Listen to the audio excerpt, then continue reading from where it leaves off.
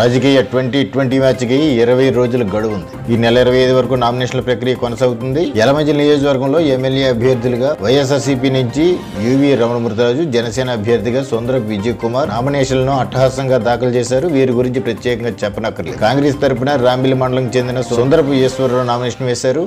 అనకాపల్లి మండలానికి చెందిన Borra అమ్మాజమ్మ pyramid party తరపున నామినేషన్ వేశారు.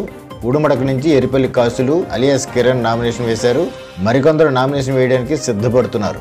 గడువు ఉన్నందున ఎంతమంది నామినేషన్ వేస్తారనేది ఎదురు చూడాలి. అయితే కిరణ్ జనసేన రెబల్ అభ్యర్థి. గాజు గ్లాసు పోలిన బకెట్ గుర్తు కేటాయిస్తే ఎంతో కొంత సుందరపుకి నష్టం కలిగించాలని నామినేషన్ వేసినట్టుగా తెలుస్తుంది. దీనిపై జనసేన కేడర్ అప్రమత్తమైంది.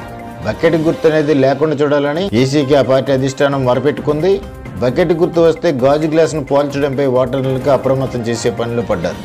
జనసేన ఉమ్మడి అభ్యర్థి సుందరపు విజయ్ కుమార్ సెలబ్రిటీలను రంగంలో దించారు. జబర్దస్త్ కళాకారులు ప్రచారం చేస్తున్నారు. సీఎం రమేష్ నేరుగా మెగాస్టార్ చిరంజీవి నోట నన్ను గెలిపించాలని అభిమానులకు సందేశం అందించేలాగా వీడియో రిలీజ్ చేశారు. కాంగ్రెస్ పార్టీలో ఉన్న చిరంజీవి బీజేపీ పార్టీలో ఉన్న అభ్యర్థిని గెలిపించడం ఏమిటని ఇప్పటికే రాజకీయ విమర్శలు వస్తున్నాయి. పక్కన పెడితే ఏదేమైనా గెలవాలన్న లక్ష్యంతో ఉమ్మడి అభ్యర్థుల ప్రచారాన్ని హోరెత్తిస్తున్నారు. కాగా వైఎస్ఆర్సీపీ అభ్యర్థి రమణమూర్తిరాజు ఇప్పటి వరకు ప్రచారం మొదలు పెట్టలేదు. ఇప్పటికి 3 దఫాలుగా ఎమ్మెల్యేగా పరిచయం అయిన వ్యక్తి 5 ఏళ్లలో 3 దఫాలు గడప గడపకి తిరిగారు. గుర్తును ప్రత్యేకంగా చెప్పాల్సిన పని లేదు. ఓటు వేయాలనుకునేవారు వేస్తారు. ఓటు వేసేవారు ఎందరో లెక్క పెట్టుకునే పనిలో పడ్డారు. మిగిలిన పార్టీ అభ్యర్థులు నామినేషన్ వేశారు, కానీ ప్రచారం మొదలు పెట్టలేదు. ఇక ఇండిపెండెంట్ అభ్యర్థులు తమకు గుర్తు కేటాయించిన తర్వాత ప్రచారం మొదలు పెడతారు. ఏదేమైనా మే 1వ తారీఖు నుంచి 13 రోజుల పాటు ఓటర్లు ఒప్పించడంపై అన్ని పార్టీ నాయకులు గ్రామాల్లో జల్లిడి పడతారు.